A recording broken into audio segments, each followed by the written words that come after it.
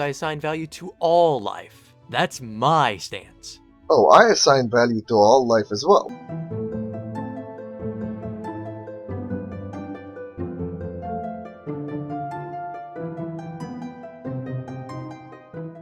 I got called out in this video. I thought I'd respond. No, actually, I did not call you out, at least not directly. Believe me, if I meant to single you out, I would have done so by name. But hey, we can play your game if that's what you want. So today we're going to be calling out ForNoGoodReason, aka Anthony Aguilar, aka Fan and Frenzy, aka Analysis Daily, aka Bugface, aka whatever other aliases you go under these days. Buckle up, kids, it's going to be a bumpy ride. The argument that the shitty way of going about content creating is a style of its own. Midnight chimes! Speaking of content that looks like crap, ladies and gentlemen, Brother Midnight has returned to us. Let us hope he has more than just self-righteousness and moral indignation. No, I'm not naive. I knew that using clips from How Not to Brony while talking about the Secret Rift and KP was likely to provoke a response, and in that sense you could accuse me of baiting FNGR. I don't think my girlfriend is gonna like that. Nonetheless, carry on. But here's the thing, I don't tread carefully around anyone else, and why should I? After all, FNGR may have referred to me as a drama channel before, but the difference is everything I say is for a good reason.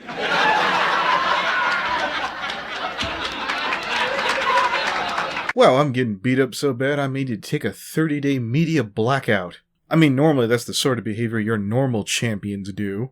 I gotta really step up my game if I want Brother Midnight's respect. Every video I make has substance, and that's not going to change because I'm afraid of being on How Not to Brony. As a matter of fact, I've been featured on How Not to Brony 4 times now, albeit mostly in a more positive light, and the novelty wears off after a while. Midnight, I've straight up kissed your ass most of the time. I've talked about you positively, and as far as novelty, what's the downside? We debated MisAnthro Pony a lifetime ago, and I disagreed with you about KP. But let's talk about I always have a point. Peet is an influence to me. I am not Lily. Specifically, I don't have all day to sit around redrafting scripts because YouTube isn't my job. In fact, this is a relatively small part of my life. So when it has been 2 weeks and I still don't have a script ready for production, there is inevitably a certain amount of compromise. Perhaps that is why there are some videos I look back on that while I don't regret making, they would have been done differently with hindsight. Now we can call this a nitpick, but the point was, I, Mr. Chimes, somewhat regret doing a half-assed job, but I'm gonna keep doing it. I defy you to find where I had a point that shitty in one of my videos.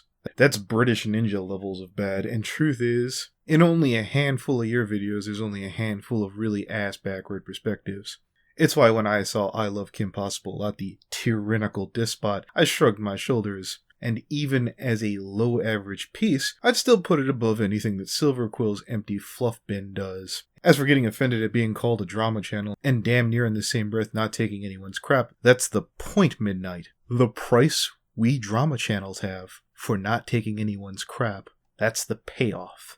This is normally where I'd list off a bunch of people who are more prone to take everyone's bullcrap, but I don't want to add any more to their suffering when I give them a bullseye. Wait, what does the bug have to say this time? The answer is surprisingly little when you break it down. A lot of the response devolves into exactly the kind of Rachel is a scummy person rhetoric I explicitly stated I have no interest in. The revisionist history that Midnight Chimes is trying to respin is thus: trolls, unjustified, bored one day, got up and hit KP. That's the Oblivion Fall version of that. I would like to remind most people on Dr. Wolf's Team Fortress Anarchy team, the vast majority of the people on that project didn't want KP there. And you don't have to take my word for it. Jerry said so. I'm not here to defend KP or argue what real crimes she may or may not have committed. Was that not clear enough in the video? And you'll forgive me if I don't consider hunting round the Limbo Skype group for dirt on someone to be a very productive activity under the circumstances. Considering the circumstances, what circumstances? The drama with KP has long since been over. There has been no pending dire situation. You weren't under the gun, as far as I know, and no one had any ill will toward you. At worst, most of the people in the limbo room didn't think you walked on water like I do. But really, even if you only talked to Luximus to get her side of things, at most, I would have had to mutter about you needing a bigger sample size and shuffle my feet and bite my lip. What a terrible person I am for holding stock in you. And even if this was somehow another ploy for attention, would it make any difference? You've basically admitted yourself Ann and KP links were full of bullshit, and for every individual who did bring a legitimate concern to the table about KP, there was someone else who bought into that bullshit. To a point, Midnight, the base of Anon KP links and the Down with KP movement might have started with trolls, but that whole thing got rolling by respectful people, not just the rubes and the suckers who got drawn in by mass hysteria. Anna Chloe-M is one of the more reasonable people I've ever talked to in Brony, and all the same, she took her moment to say her piece on KP. Meanwhile, your idol Jerry over here had this to say. Really stop laughing. That is the most disgusting thing I have ever seen written or spoken about another person. And I've seen some disgusting shit written about KP and myself over the years. You can't just make that kind of claim based on nothing more than anonymous bullshit and just try and shrug it off. Take a good look. That is what slander looks like. That is what years of jealousy, combined with a hungering desire to hurt someone, looks like. I can't even be angry at you. Your life must be just so hollow and so pitiful. I just feel sorry for you. Oh, I thought another one that you may choose to pass on. What are your thoughts on Anon KP leaks? When they started, I actually sent them a tweet. I don't know how many of you are familiar with the High School Musical, but the song they sing at the very beginning called The Start of Something New, where they sing about their new, love and new beginnings and stuff. I very much agreed with that. Because it's a group of people, my interactions with them have been, very, I was about to say, not sporadic, I'm trying to think of the right word, but because, the person I'm talking to changes all the time. Well, changed all the time, I haven't talked to them in a while. I think they started off great. I think the whole personally, I think the whole situation with KP after the flush size baby and the DHX and stuff, I mean, I don't know how many of you are going to agree with me, but as soon as Horse News and stuff got involved, I mean, in terms of the point that I wanted to make with my video, I felt like some of that was lost and because people just wanted to call her names and stuff. That while he picked on terminology I'd used and made a lot of superficial critiques, such as British Ninja being in Lily Peet's Discord at the time of his Rift video, which I was aware of incidentally, and it doesn't change his actions, FNGR never really got at the nucleus of the video. If it is Unova Brony now in charge of the old Rift, then okay, that was my mistake, but it does not discredit my argument. Have you seen Unova Brony's content? Have you heard Unova Brony? I believe this calls for a clip it does. This video was from Robin0928, and to be as fair as possible, do you know who edited this video? Dylan, KP's first head editor. Unova Brony right here had the best editing known to man. Just me, Robin, my boy. Wait, is that a... Oh my celestial is a cutie mark! Praise be unto the Rift and my creator for finally stop being an indecisive twit and giving me a mark that I righteously deserve. This is the man whose hand guided the Brony Analysis community, free of scorn and mockery. There is a reason why we mock them, Midnight. They're cringy as hell. As for Ninja, did you think that I was sticking up for him? Oh, no. Hell, I've thrown British Ninja out of limbo more times than I have Dark Edge, aka Foul. You do understand that Jeff's tour de force is watching cars go by on a street corner. I'm not even kidding you. He literally has one of his highest viewed videos on his channel is literally just that. Sir, I'm pretty sure you're in that video. Shut up, Jeff.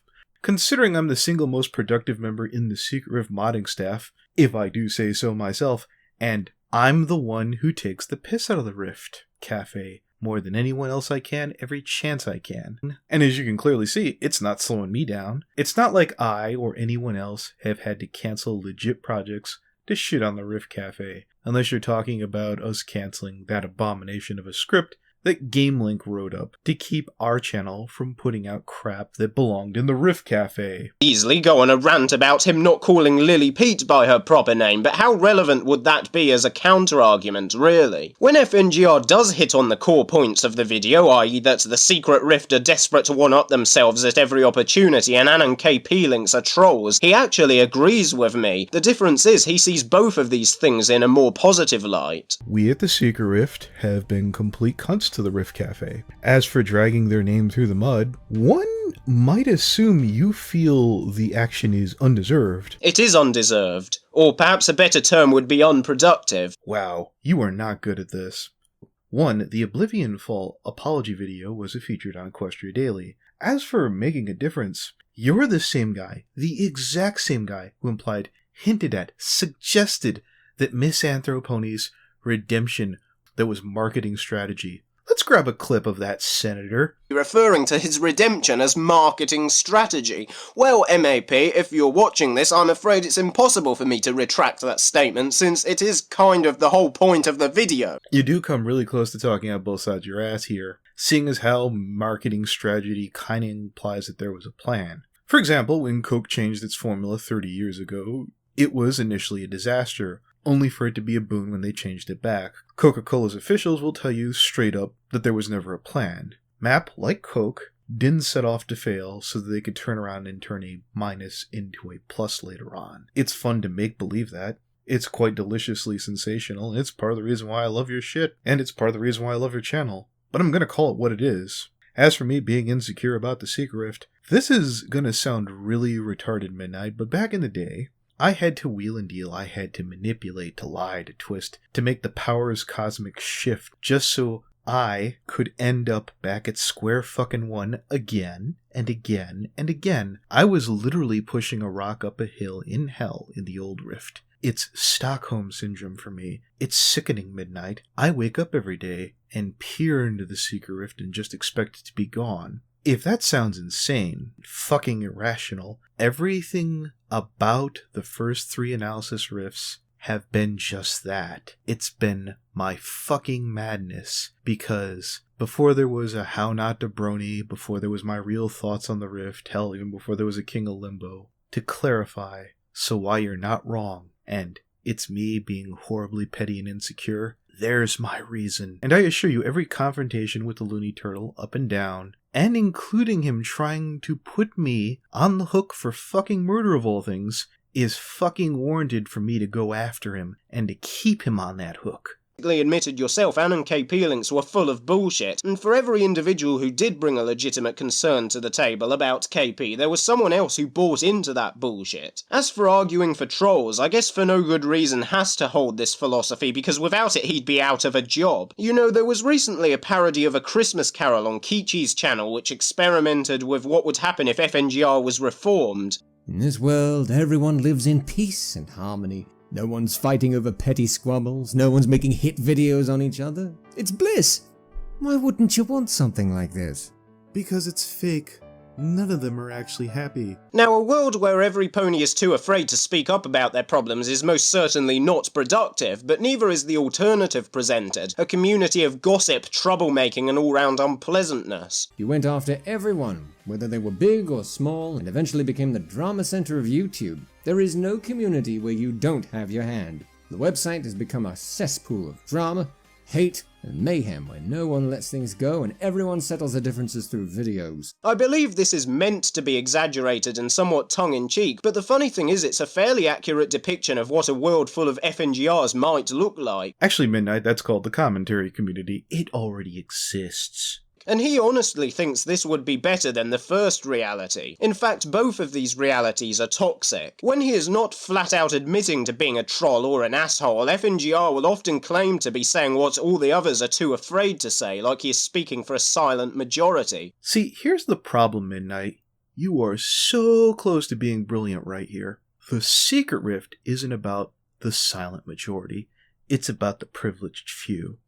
It's about the Just Us League, and kiddo, it'll be days by the time this video hits. I've already won because I will have already had you added to it. That's right, kids. If you're rooting for Midnight Chimes to give your Uncle FNGR the old what for, you've already lost. We added him before I watched this video. Congratulations, Midnight. Not since Ryan Reno Mills have I had a fellow drama channel in the Rift. You're finally home. As for words like toxic, don't worry. Ryan was a Tumblr-centric as well, and we got along famously.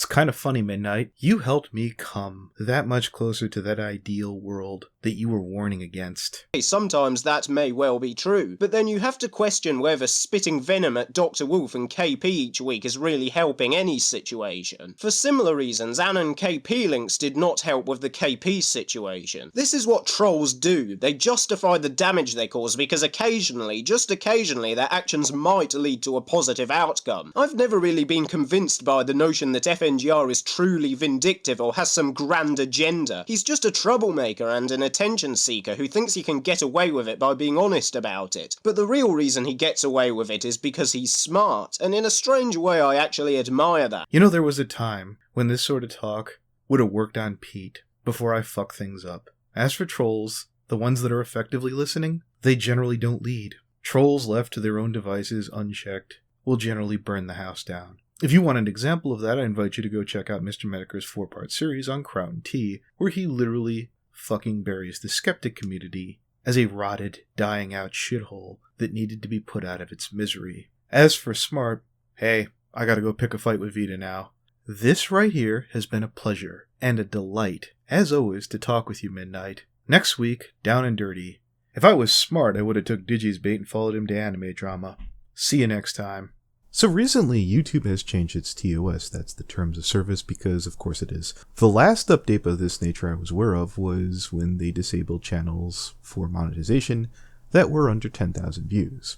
I had 3 channels that had hit this threshold, and if I really kept trying, I could have got 2 more. It wasn't that impossible, but remember that phrase. For this recent news, you must have hit 4,000 hours of watch time with 1,000 subscribers in the last 12 months. According to YouTube's new policy, to be eligible for monetization. My main channel alone hits this threshold.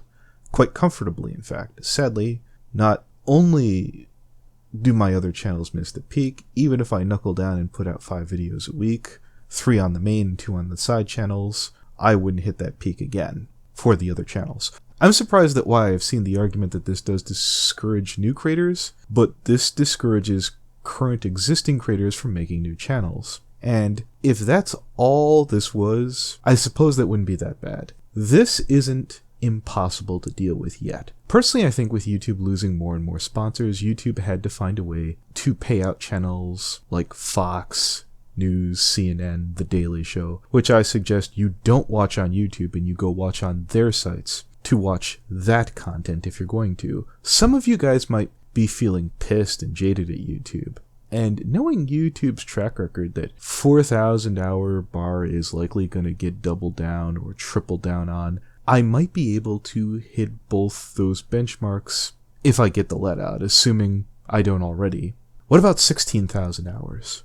What about 20,000 hours? Here's the funny thing about this arrangement. Well, FNGR, if they make the requirements high enough, some of those channels won't hit their marks. Here's Drama Alert. Here's Sargon of Akkad's views. The high-end shitlords, I'd even say some of the mid-tier ones, have nothing to worry about, assuming YouTube holds everyone to the same standard, because that will totally happen. As we've seen, the mainstream media will be allowed to cover topics that will get Philip DeFranco demonetized, like suicide, and keep their ads. Meaning, YouTube could in theory just keep raising the threshold.